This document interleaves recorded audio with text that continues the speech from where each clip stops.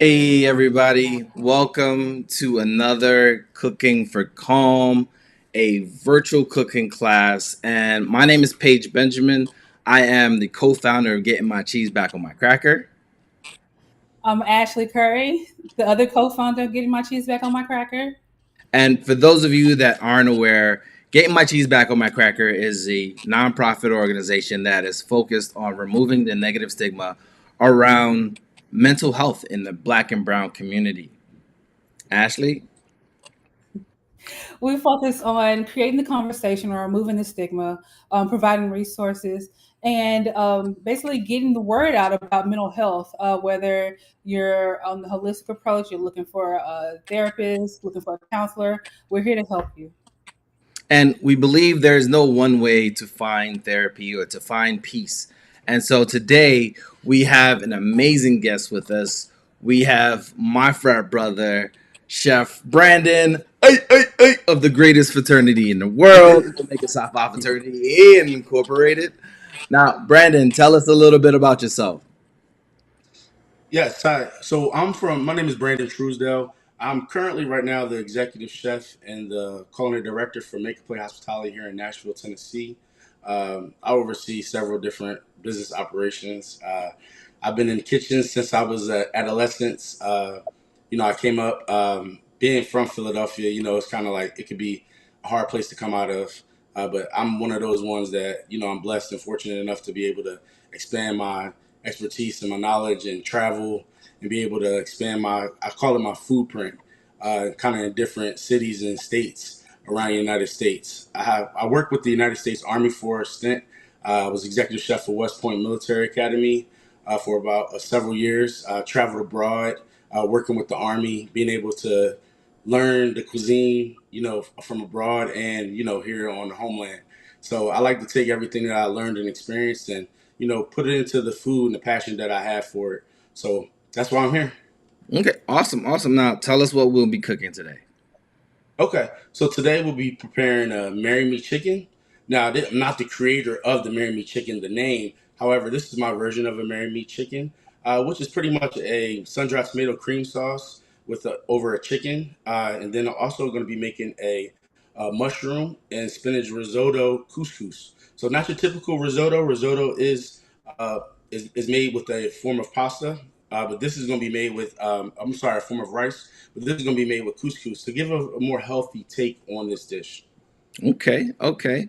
Now, for those of you that are interested, you guys can scan this QR code and follow along with Brandon. So, Brandon, whenever you're ready, just go ahead and get started.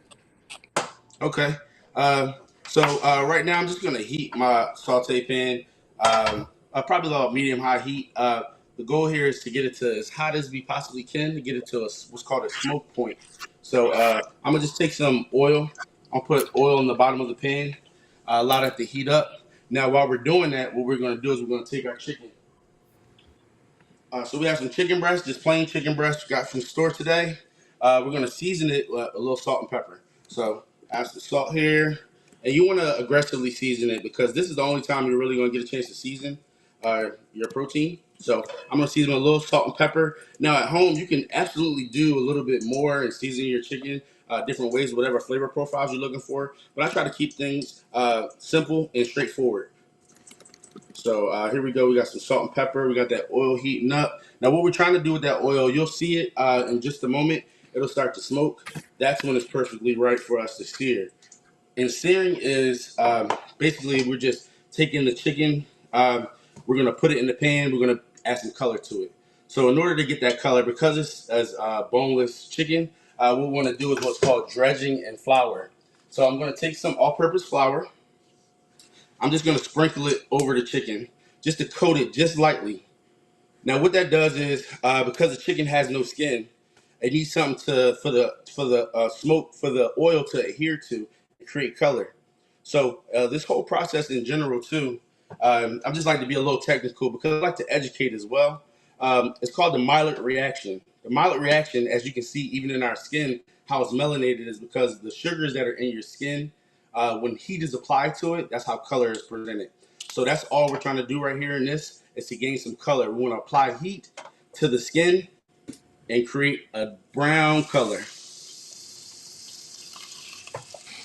Now, Brandon, does it matter Yes. the type of oil that you use, or do you use a particular oil in like as a preference?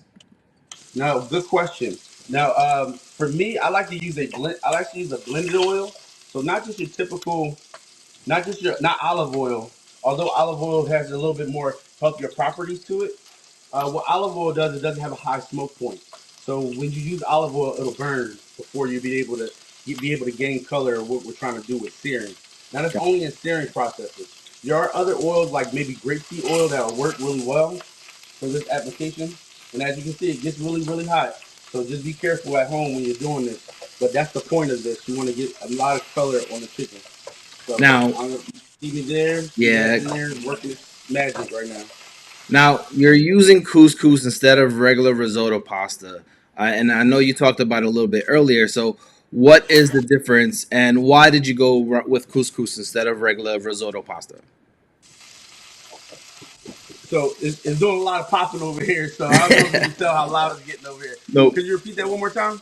I was saying, why did you go with couscous as opposed to regular risotto pasta? Okay. So risotto just has a lot more fat to it. It sticks to you. Couscous is a light starchy option that you can use. It works in the same application. So I'm just creating the same way I would make risotto. I'm just using couscous as a replacement for a more healthier option because the starch levels are less in the couscous than it is in risotto. And then, how did you get introduced to couscous? Well, it's one of the dishes, so I'm just trying to catch it so you can see that color. Don't be Yeah, afraid of color, and I'm gonna answer your question, but don't be afraid of the color though. Color is good. The more color, the more flavor. Okay. nice. And while I'm doing this, before I answer that about the couscous, how I came about finding it is that I want to make sure that people understand there's two things that you want to know when dealing with chicken and searing and trying to create this color, that mild reaction, like I talked about. It's two things you don't want to do is move the chicken or anything that you're trying to brown or moisture. Those two, I call it the M&M of the kitchen. Those things prevent that process from happening. If I put the chicken in here and I move it around a lot, it's never going to gain that color like it needs to have. Now, in terms of the couscous, how I was introduced to it. I was overseas. No, actually, when I was in culinary school, the first time I had couscous, I went to the Culinary Institute of America in Hyde Park, New York, and had a chance to experience food from all around the world.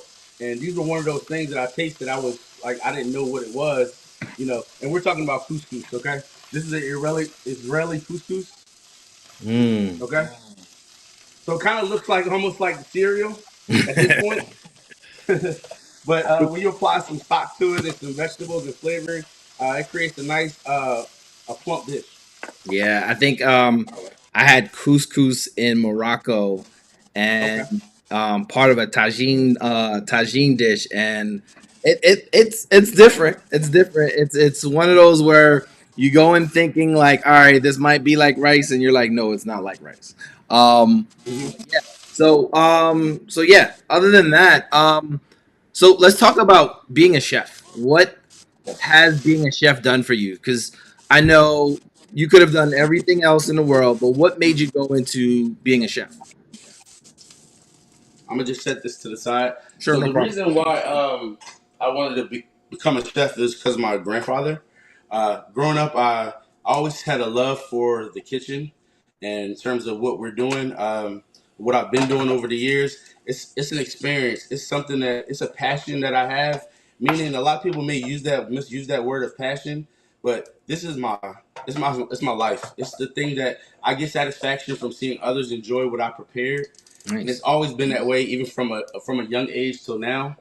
Um, I think I just it's the way I can give back.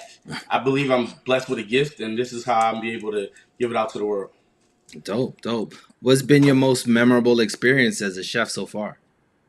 Uh, I would say it would have been at West Point cooking for some dignitaries. I think I had a situation where I was cooking a private dinner for some dignitaries from overseas. At the end of the dinner, it was a humbling experience to be sitting there in front of them and them to tell me how they want to take me back home and be with them and cook on their home front. I think they were from Germany Mm, or Russia, one of those areas. But it was a good feeling. It was a good humbling, good feeling to be able to do that. Because at West Point, that's the only reason why I mention that a lot is because I had a lot of experience during my time there, and I did an event for the Wounded Warriors. These are the soldiers that go out and they've been wounded during service, and they come back and they compete in games. So it's like the Olympics for soldiers. So I did a event for about 14,000 people for about a week. I did the Wounded Warrior Games there, and it was a great experience being able to give back to those who have sacrificed so much for us. So it was very humbling and a holistic time that I had there. that's dope. That's dope. All right. Continuing on, I didn't want to get you distracted. We got all in depth talking about me. I love talking about me, but we have. So I seared the chicken. The next step of this process is I'm going to work on the sauce. Now, the reason why I want to work on sauce because we have in the bottom of the pan after searing it, you get a little bit of flavor in there in terms of some. We call it the fond.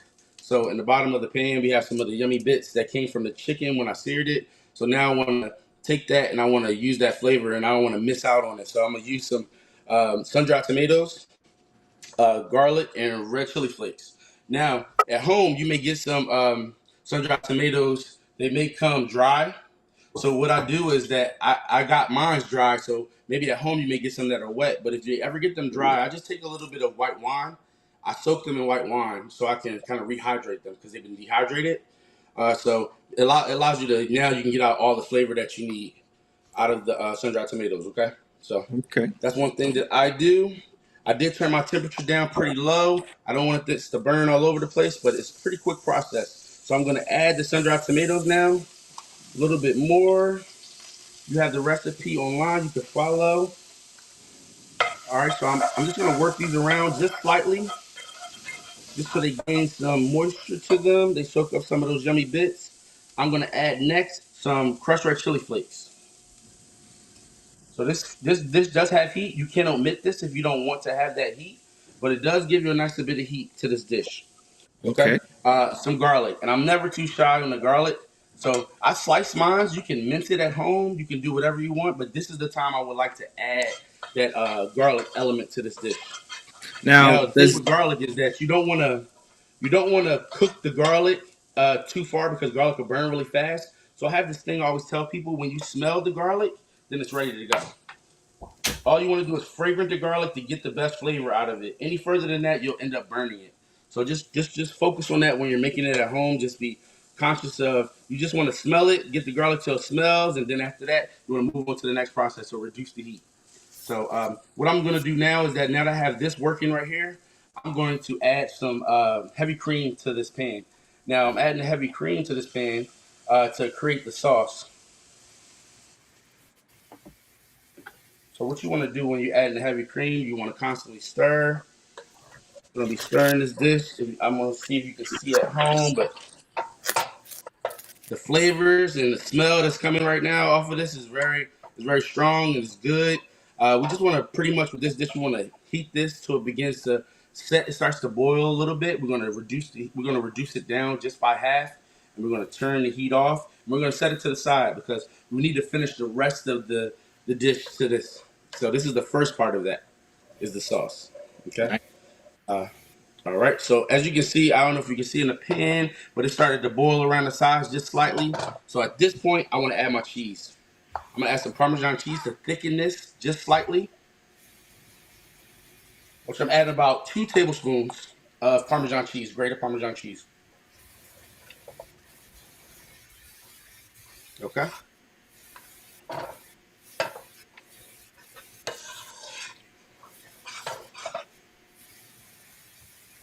Now that this is pretty much close to where I need it to be as it's starting to bubble, what I'm gonna do is I'm gonna add it back to the chicken that I set aside, and I'm gonna put it in the oven.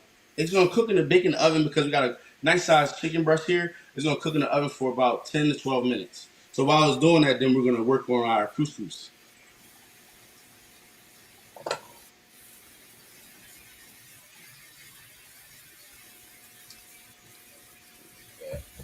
Good. Okay. Put that in the oven. The oven is preheated to 375. You can go to 350 if you like. With that size of chicken, I may turn it down just slightly so that it doesn't overcook for me. All right. So now working on the next part, which is gonna be our couscous. Okay. So I'm gonna take a medium-sized sauce pot. I'm gonna put it on medium-high heat. With this dish, you don't want to go fast. You want to go slow. You just want to bring everything together. You want to build flavors in here. So in this couscous, we have mushrooms, we have onion, we have more garlic, we have some spinach, salt, pepper, a little bit of lemon juice. But these are all the things that we're going to add to this dish, and we're going to prepare the couscous now. Okay. So I'm gonna take a little bit of oil in the bottom of the pan, just because I don't want it to burn. I want to toast the couscous at this point. So what I'm gonna start off with is I'm gonna start with the couscous itself. I'm gonna add it to the pan. The pan is not extremely hot; it's just warm, so I don't want to burn anything. So I have about a cup of couscous,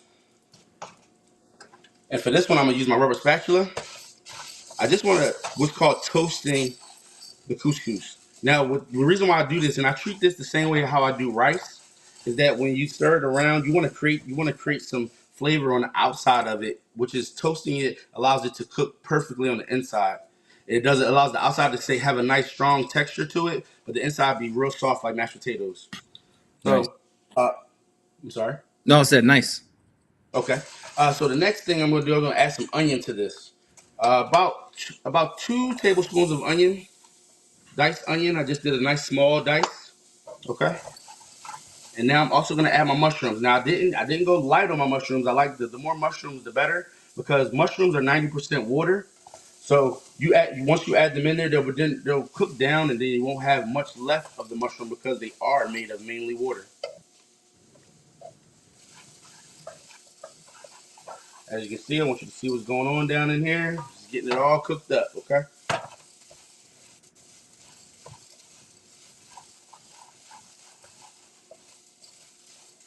Probably smell good over there. We need some smell-o-vision. I know, right? I mean, I'm sure it's soon to happen. Now, All one of right. the questions we asked our other chef from the last event was, "Do you watch The Bear, or do you kind of Oh, stay away from it?" oh no, that's my show.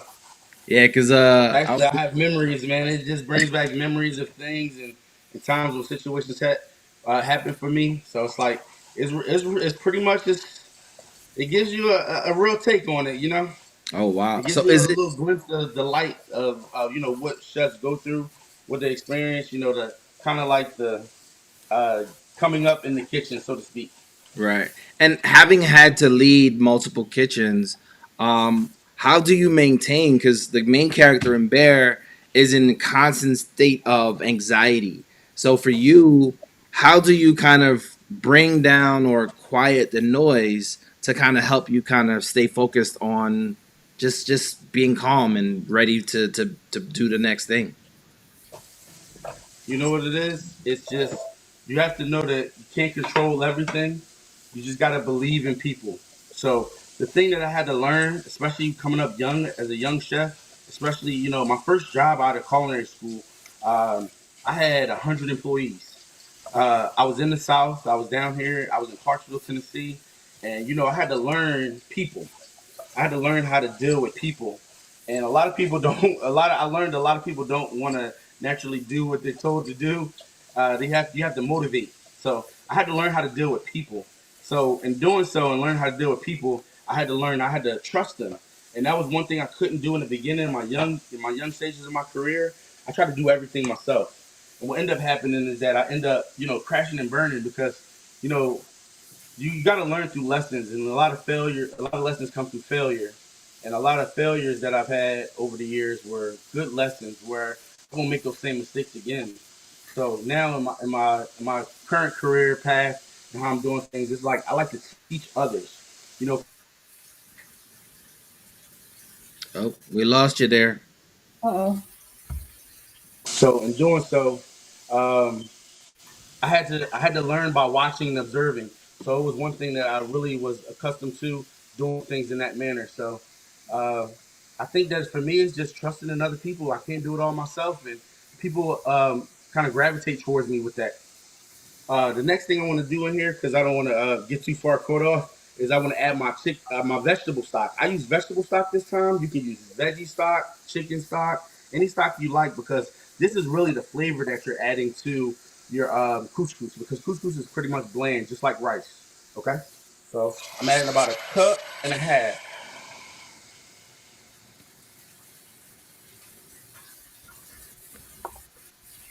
Okay, and all I'm going to do at this point is I'm going to stir. Now the point of this is that like I would with couscous, and here's a little tip also with couscous because I know the recipe how it says to cook for 12 minutes and boil and simmer. Another technique and a way that you can do this is that you can put after I bring everything to a boil in this pot, I'm gonna reduce the heat. I cover it up. I can put a plate on top of it, plastic wrap, cover it up, and set it aside. That heat that's naturally in here will absorb all this couscous will absorb all the liquid that we put into this pot, and then at that point, I'm just finishing the dish at that point. Okay. So, Okay.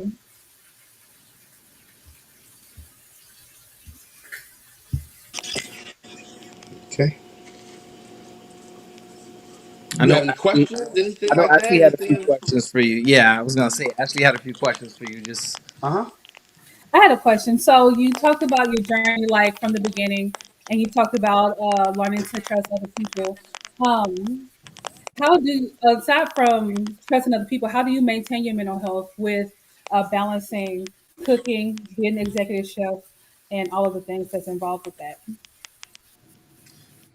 For me, it's the love that I have for this. That's what I always remember. I always got to remember my origins and where I started.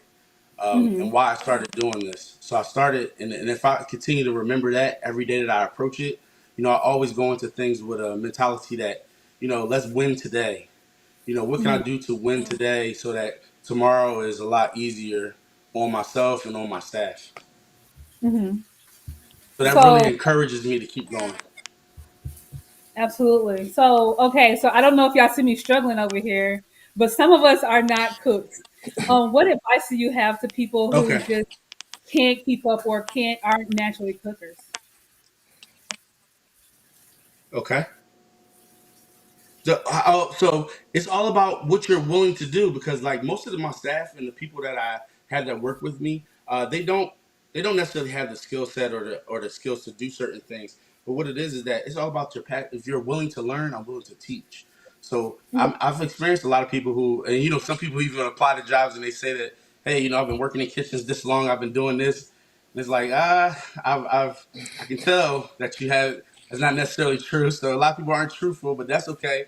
I'm willing to work with people as well. But so I just think that as long as you have a passion and good people, if you're a good person, you have the opportunity to be able to learn and be able to gain knowledge, and that's what it's all about. I didn't know everything when I first started.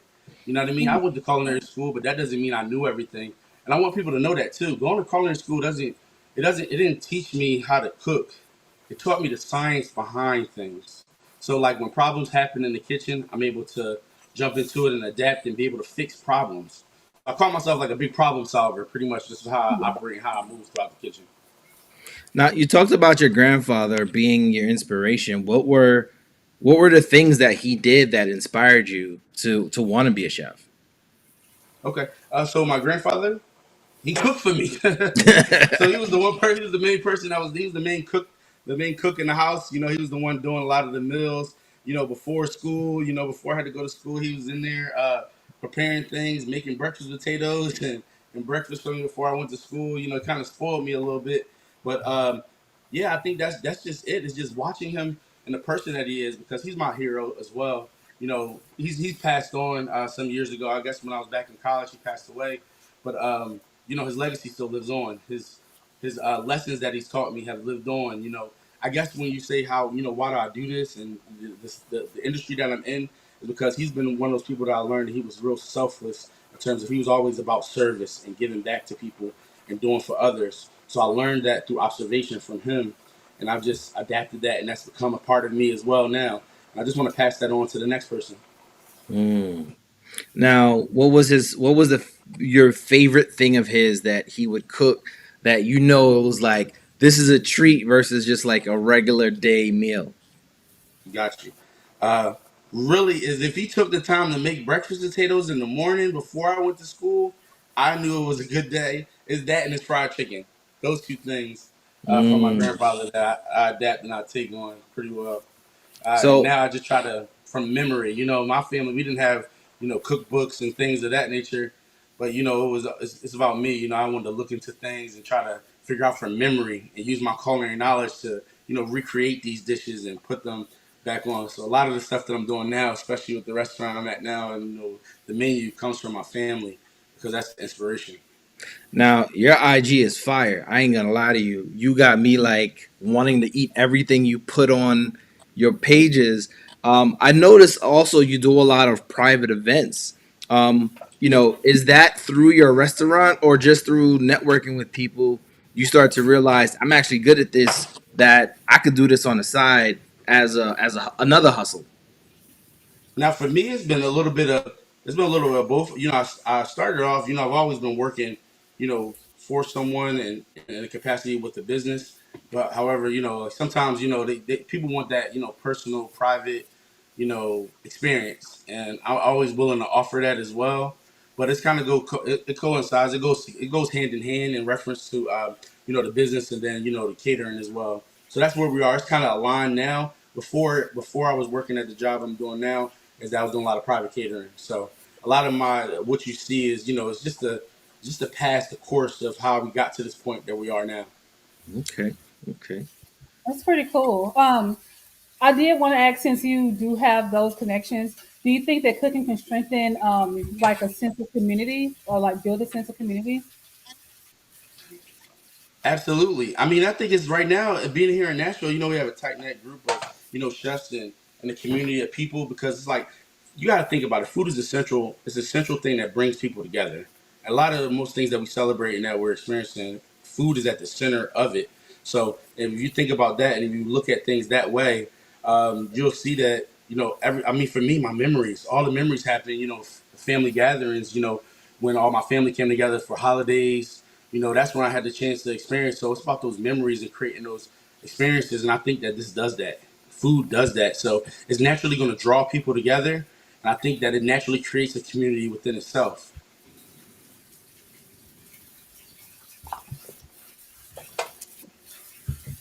So just to update on the couscous, see, this is where we are with the point of where it's doing the boiling, and for TV purposes, we're just gonna keep it on low heat this time. But at home, like I was saying, if you have plenty of time to spare, you want to set it and forget it. This is definitely one of those you bring it to a boil and see if you can observe that it's just absorbing the liquid that we had in there, and the couscous is absorbing everything that we had in there. It's drawing the moisture from the mushrooms. That's how it got that darker color. The onions, everything that we added to this dish. Nice, nice. So, Well, we have a question from the audience here, okay. and the question is, um, has your mental health ever affected your work or your ability to cook? And if so, how did you handle it? Okay. So, honestly, yes, it has affected. I mean, it still does. It's a never ending battle. It's just all about having a balance. Right now, I'm really at that point, and especially at my age of doing this and doing this long, I'm almost 20 years into doing this. So it's all about the balance. When I'm not working or when I'm out of the kitchen, I have to let the kitchen go. I have to have that time for myself, and in doing so, that's the balance that I'm trying to create. And I'm telling you, I'm not perfect. It's still a work in progress right now, but it's all about when I step away from the kitchen, allow the kitchen to stay there and me to be in my own space. I also started practicing, just like focusing, having, spending time throughout the day, not worrying about anything else, just in silence. I like to sit in silence sometimes and just reflect and think about just what I want to accomplish and think about positive vibes of certain things and try to approach things in that manner because I tell you what, you talk about the bear, you talk about all those different things, and I've had chefs like that before. You know what I mean? That can mentally drive you to a point, and like I think that the point of wanting to quit and not be a part of something, and it's like the real reason is at the end of the day, if you don't really love what you're doing, don't do it. I don't. Mm. I just don't. I never. I'm just fortunate enough and blessed that I can wake up every day and do what I love to do. Not just having to do a job. I do what I love to do, and that's what drives me. I have people that depend on me. I have children. I have my family. They look up to me for what I'm doing right now, and I have to keep going. It's like I'm doing it all for them, and I want to, and I want to be that bright shining star in the family to keep things going the way it needs to be. So how did you get to this point, right? Because I know, as and looks like you're on the next step of the cooking process. I'm gonna let you do that and then get back to that. I'll get back to No, that question. no. Right now, I was just checking on the chicken that was in there. That's about almost done. Um, what was the question again? The question was, how did you get to this point? Because I think a lot of us, in order to change or in order to change the experiences that we've had, we got to be sick and tired of being sick and tired. So, like, what was your sick and tired moment that made you realize something has to change either in me or my environment, such that I can keep doing this thing that I love? Okay. So for me, I hit a bottom. You know what I mean? I had to hit a bottom. I experienced homelessness. I experienced different things. I had to take a break from the kitchen. You know what I mean? I took a break from everything. Just to focus on me. And in doing so, I felt as though the one thing I was missing was this is what drove me and kept me going. It was the positive light that was in my life that allowed me to keep going forward. So I kind of use that quote a lot when I say it, on my page and all my social medias is keep going. Is because when you keep going, because at the point when you think you want to stop and you want to quit, that's the moment when the blessing is going to happen, or the next phase of things are going to happen and the light is going to turn. So sometimes the light at the end of that tunnel may seem a little dim. I just want you to know to just keep going. You keep going and things are going to happen for you. Before doing what I'm doing now, it was a dark moment for me. I had to take a reflect and want to get myself back into the kitchen and do what I do best. And this is what I'm here to do. And I just thankful. I pray. I'm thankful for to be able to do what I love to do. That's all I ask, is to be able to do what I love to do every day. You mentioned earlier food is food, and there's probably like three things: music, food, and sports, right? Hmm. That brings all people together. Right. And as an African American chef, how have you been able to traverse that terrain of being a black chef? Because one, if you good, it don't matter what color you are, right? Right. But you still gotta break through that barrier. How was it like for you trying to break through that barrier? So, gonna answer that. Don't want to forget on this process. I'm gonna add the Go ahead. spinach to this right now because where it's at and the couscous Mm-hmm. is about ready. It's still a little bit moisture in there, but I'm gonna add to the spinach into it now so it can slightly wilt. I'm also gonna add a little bit of Parmesan cheese. Now at home, if you don't want to do that, you don't have to. You can omit that part for to make it a little bit more healthy option. But for me, this is like how risotto was done. So you want to finish it the same way that risotto was done. Uh, Now coming up in the kitchen as a black chef and working there, I've experienced a lot of turmoil. I've experienced a lot of people who didn't want to give me an opportunity because of those things and a chance. But there's also people who did. So I'm blessed and thankful that there were people who did, because if it wasn't for them, a lot of this opportunity, a lot of what you see now, you may not have saw because of that. But it's been challenging. Even for us in the community. Hold on one second. Let me get this chicken out of the oven. It's about ready. Look at that. Okay. That looks good. Okay. So it's like for us, I've also experienced a lot of, and then also here working in the South, just experienced a lot of people who don't like to take chances on those that look like us or like me, for example. So, what I do is I try to combat that with, being positive, being humble and and wanting to learn as much as I can, waiting on my time, being patient. Patience is a virtue, as my grandfather would say, but it's one of those things that you want to be patient. You're gonna have your time. You know what I mean? You just have to be patient, observe and learn everything that you possibly can learn from what you're doing. If you do that and be patient, I think everyone will make a way and they'll find your time.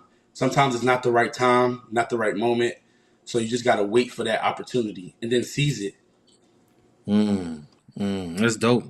That's dope. Yes. Now, what could you? This is so. I also host another show called "The State of the Black Man's Mental Health," and I ask a lot of my guests this: like, what would you tell your younger self about kind of growing up and becoming the person that you are today? Okay. My younger self, let's see. Um, really is that, I would tell my younger self that you need others. You can't do it all by yourself. That's the one thing that I really would love to have told myself back in the day when I first started, that I tried to do everything and I didn't have to do everything. I made things a lot harder on myself trying to do that. But yeah, can't do everything. You got to trust people and you have to know that you can't do it all by yourself.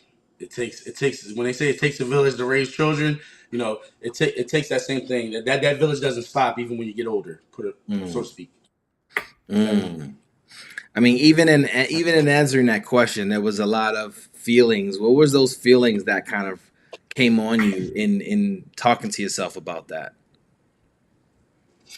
I just got to the thing that I had to do is I had to think. My aunt always tried to tell me, and thanks to my aunt, she always tell me, Brandon, think before you act.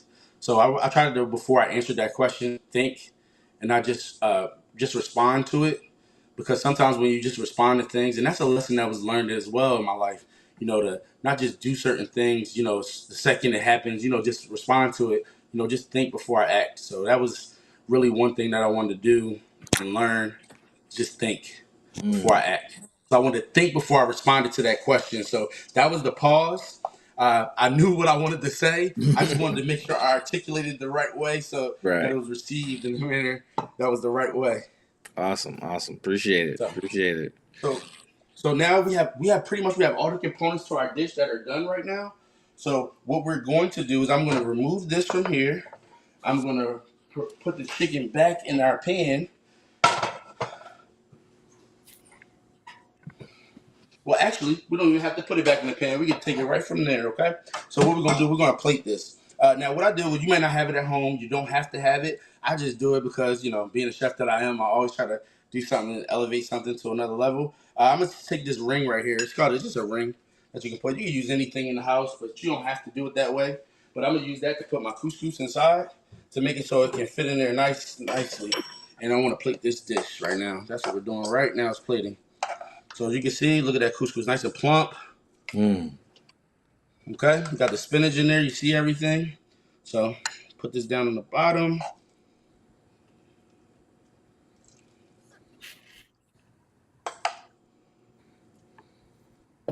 Fill it up with everything. Nice of the yummy bits. Listen, Let me y'all show you getting an this. exclusive right now, just so y'all know. This is not regular degler cooking right here. This is an exclusive meal. Yes, I try. I try my best. They You used to know. say, I'm always a little extra. Okay, so I take it there, and then it just helps center. It just helps you when you're doing stuff at home. Okay. Ooh. Oh All right. yeah. Oh, and this just settles down. Now let's get our chicken out. All right. Okay. Chicken breast. Okay. I'm gonna go chicken breast right over top of it. See how it spreads out just nicely. Mm-hmm. Now, inside the pan, the cream and everything that we had in there kind of Mm-hmm. reduced, got a little thick. This is what I use the white wine. So you have white wine in the recipe. I have a little white wine at this point. It's just regular Chardonnay and a little lemon to get it with zest. All right. I'm gonna take it. We're gonna pour it right on over there, right on over our chicken. Ooh. Now that's married meat chicken right there. Woo, that's sexy. Okay. Now, for those of you Some of watching, some of that sun-dried please, tomato and garlic on it. yes.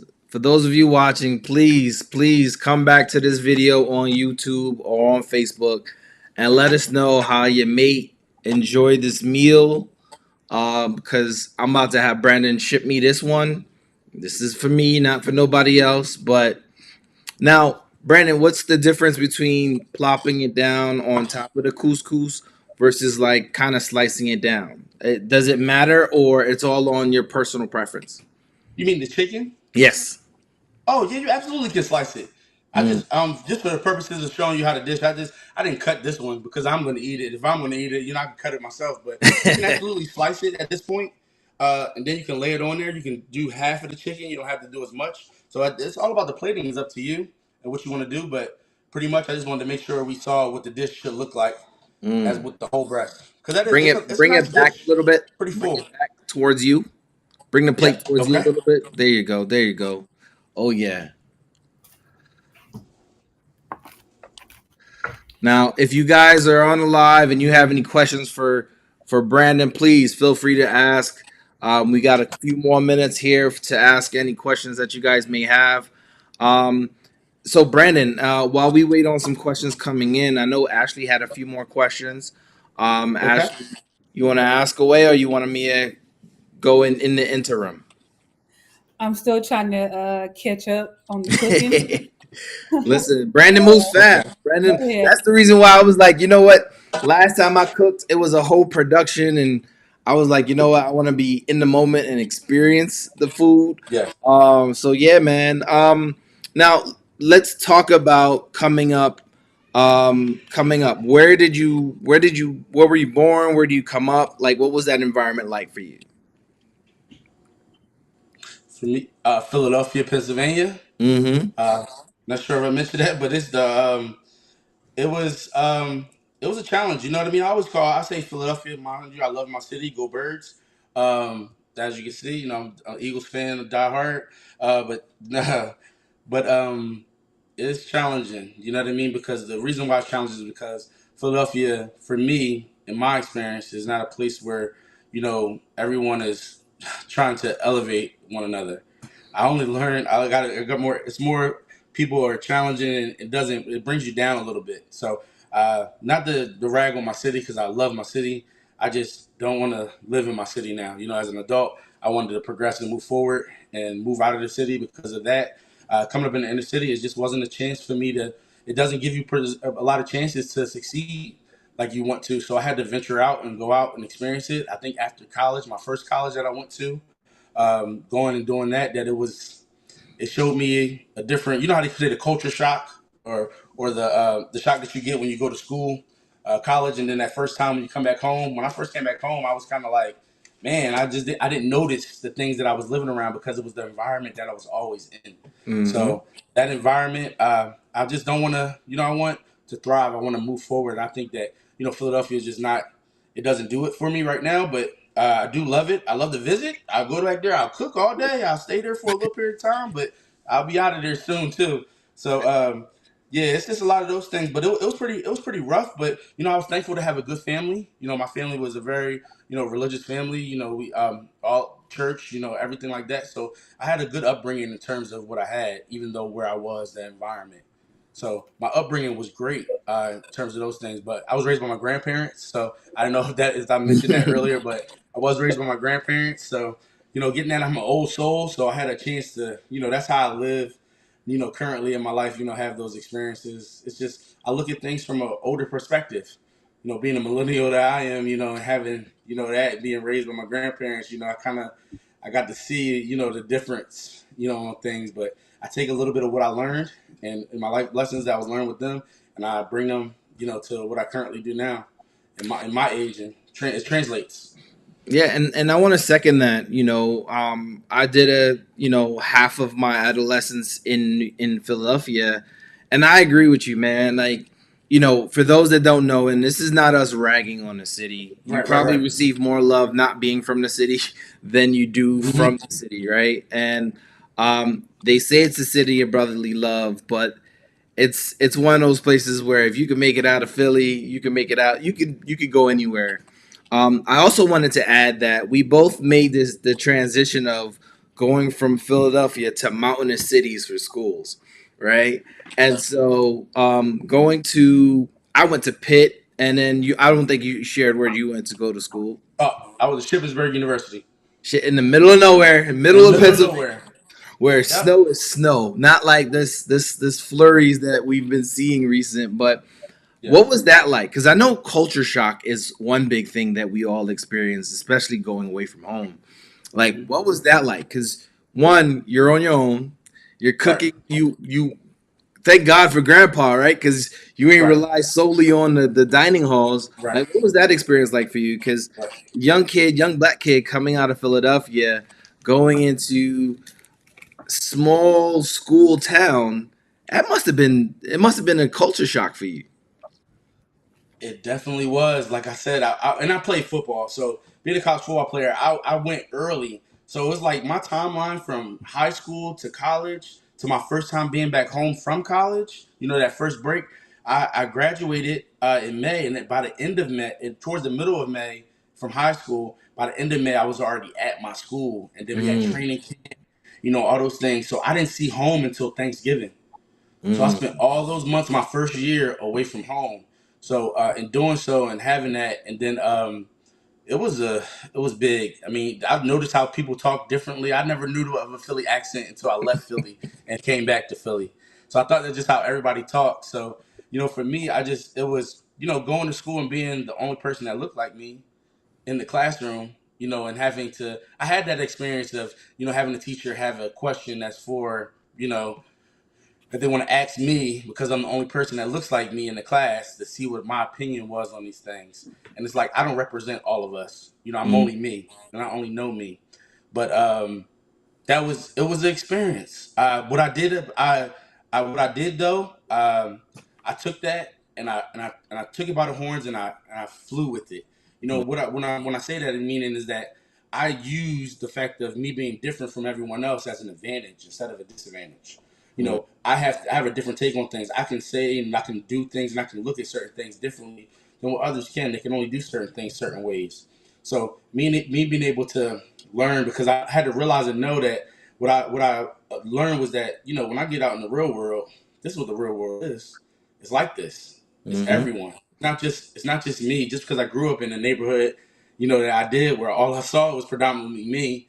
What we look like. So it's like doing that. I had to learn. Like, hey, this is what the real world is out here. It's not just like it's not just closed net, and it's not just my neighborhood where I grew up. It's like this everywhere. So being able to get that advantage into the real world and how it was going to be gave me a definite advantage moving forward from there before I went to my next college, which was the culinary school. Now, the reason I asked that is because you gave a lot of color to what I'm gonna say next. Is the Okay. next thing I'm gonna ask you to do is talk to the next generation of chefs, the next generation of kids aspiring to be chefs, and the world around them is telling them that this is not a thing for you. You don't know what you're talking about. You don't know what you do. You don't know anybody that does this. Like, what's the message you would tell the next generation of chefs that would inspire them to kind of keep it going, maintain that dream alive? Okay. Uh, the one thing I want them to understand is that food is a language. Um, and I've had experiences of traveling abroad to different places and being in a room where no one spoke the same language as me. But one thing that does translate is food. Food is a language in itself. We may not be able to speak or communicate, verbally, but I can talk food. And I want you to understand that it's a language and you want to learn to be fluent in it if you want to progress in this industry. Because it all resolves back to this. Look at the dish we made today. You know what I mean? We got Mediterranean, we got some Italian going on here. It's a combination of different fusion flavors and things. And I want you to know that you can create. You don't have to do what the next person has done or what they've done in the past during my time. And now, if you're older now, when you're doing this, you don't have to do what I do. Take this to another level. Change it up, fuse different flavors. It didn't have to be couscous. It could have been something else. You know what I mean? It could be anything.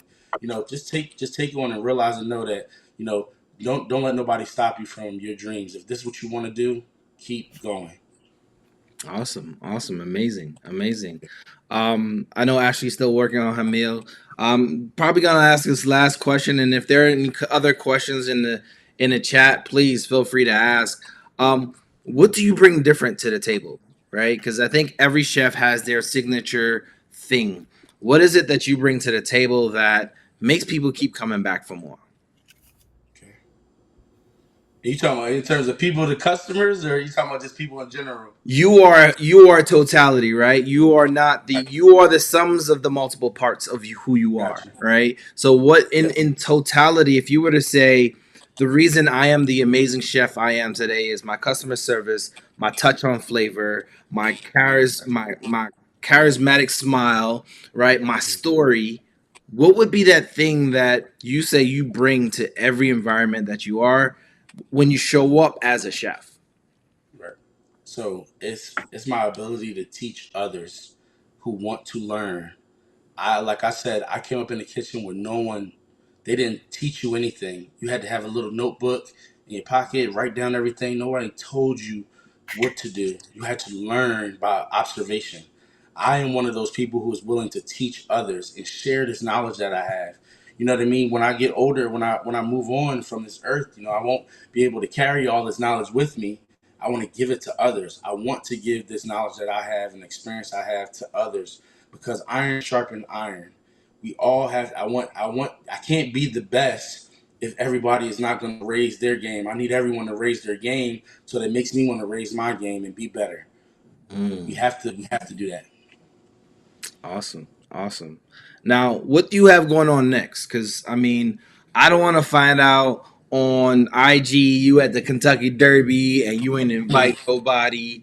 You know what I'm saying? Just, I want one exclusive event. You know what I'm saying? Or maybe we Gotcha. might work together to host an in person exclusive event down here in Atlanta. Who knows? I mean, I'm just saying. Hmm. Well, right now it's just business as usual. Nothing. I have nothing really planned. Other than the next time, it's always like I may have a catering here. I'm trying to really work on caterings here now in Nashville. Do more of that because the restaurants are running. I want to be able to expand more now and get into some more catering that's here. Back to my roots. Because I've been a caterer for most of my career. Um, I just want to tap back into that and continue to progress. Awesome, awesome. Now, before we drop, where can people find you? What's the name of your restaurant? Where is it located? We want to make sure we can draw as much attention to you as possible because this platform is also about supporting businesses and individuals that do amazing things for our community. Okay. So pretty much with Make Play Hospitality, we got a couple operations here in Nashville. So I'm in Nashville, Tennessee. We have Supper Club on Belcourt. We have Bungalow 10 Dining. We have Jar Cocktail Club. We have Minerva. It's another lounge.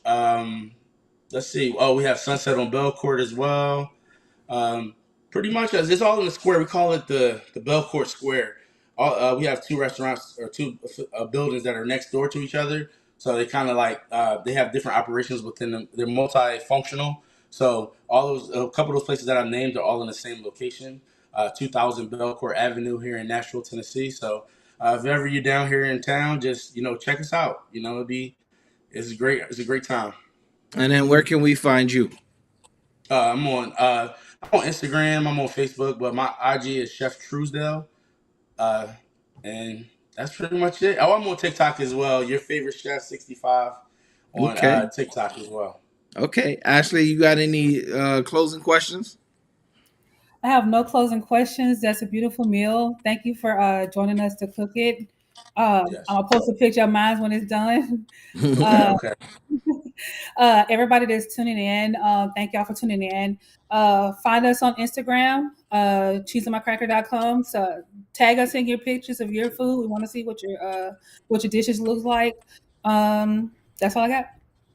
And as always, in order to bring amazing programs like these and so many others, please either scan the QR code or go to cheeseonmycracker.com/donate.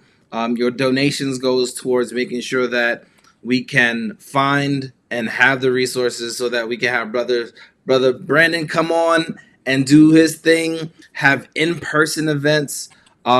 We have the State of the Black Man's Mental Health coming back. We have the Wellness Collective coming back. We have the Get My Cheese Back on My Cracker podcast coming back. And we are working on a men's wellness tour. So keep a lookout for us finding a black owned barbershop near you where we could talk about self care within the African American community, specifically for black men, because we are the least to take a step back and take care of ourselves, which is why we have Brother Brandon on to show us, look, we ain't got to be all fried chicken and rice and pasta. We can switch it up and do a little bit of couscous, a little bit of frying, but that's just for color. That's just for color. So with that being said, keep an eye out for some amazing things that we got coming on. And Brother Brandon, for once again, I thank you. I thank you. I thank you. Until next time, everybody, stay safe. Peace.